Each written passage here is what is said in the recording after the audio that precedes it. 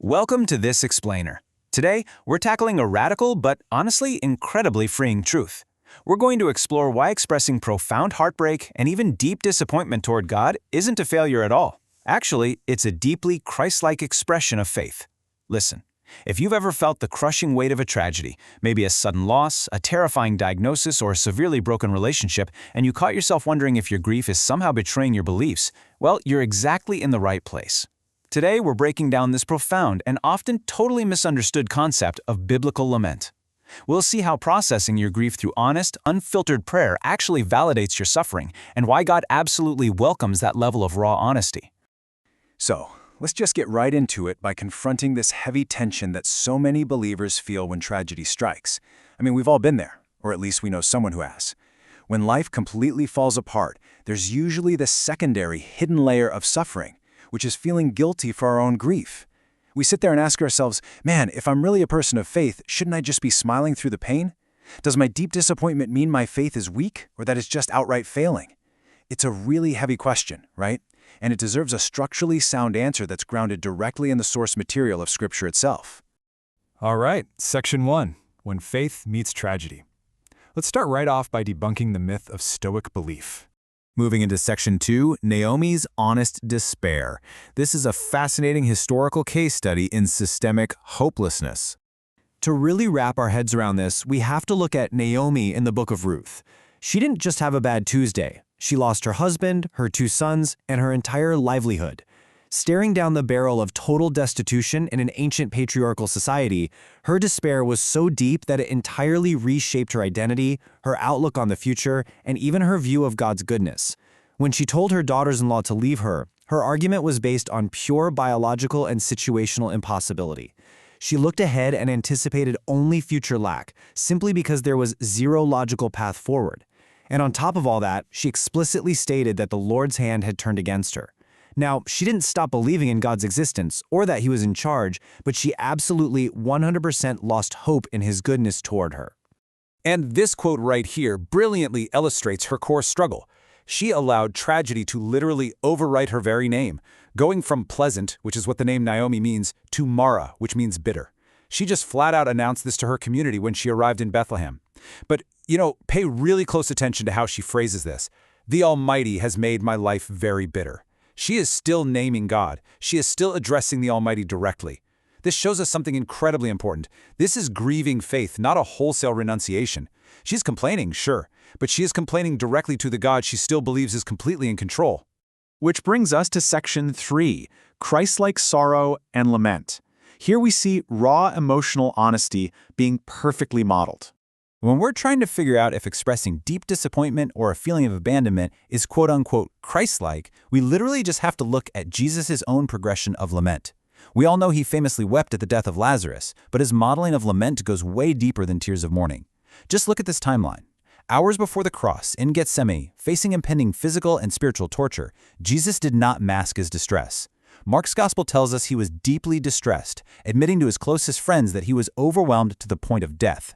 Then, moments later, He literally falls to the ground, pleading with Abba Father to take the cup from Him. He was begging for a different reality than the agonizing one right in front of Him.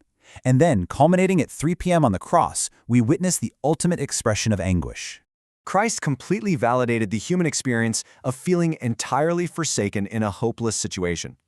He showed us that raw lament is actually a holy language. By crying out with a loud voice, quoting the raw lament of Psalm 22, my God, why have you forsaken me?" Jesus isn't failing in His faith. He is translating the agonizing, suffocating emotional reality of abandonment directly into a prayer. He felt the absolute weight of death, yet He was still speaking to my God. It's just a profound demonstration that taking your unfiltered, agonizing reality to God is, at its core, an act of deep trust.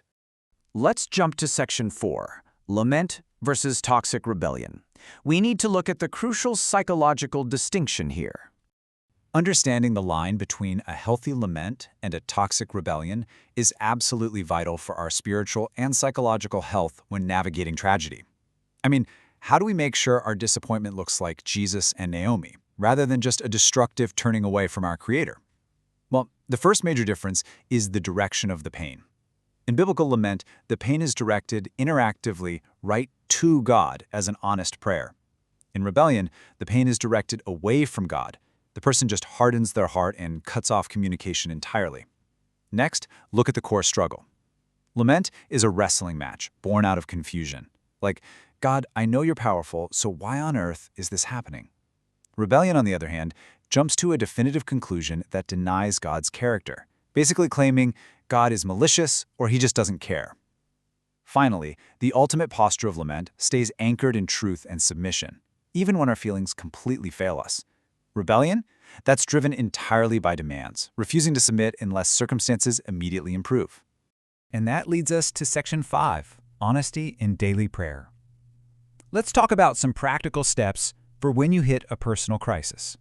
Now, understanding the theology of lament is great and all, but how do we actually put this into practice when we're the ones sitting in the dark feeling totally overwhelmed? If you're in the midst of a personal crisis right now, taking these actionable steps, which come directly from the Psalms and the Apostles, can help you stay in a relationship with God. First, you've got to name the pain. Just like Naomi named her bitterness, don't pretend everything is fine. Fake positivity helps literally no one. Second, pray honestly. I know this is incredibly hard in the moment, but the Psalms give us the perfect blueprint. Psalm 13 begins with a completely raw plea asking how long, O Lord, before it ever moves toward trust. You do not have to clean up your emotions before you speak to God. And third, hold on to hope. You name the pain, you speak it honestly, and then you anchor yourself to promises, like Romans 8:28, trusting that God is still at work even when you absolutely cannot see it. You can take immense comfort in the fact that voicing your heartbreak isn't a sign your faith is failing. It's actually proof your faith is real enough to wrestle with your Creator. Think about that for a second.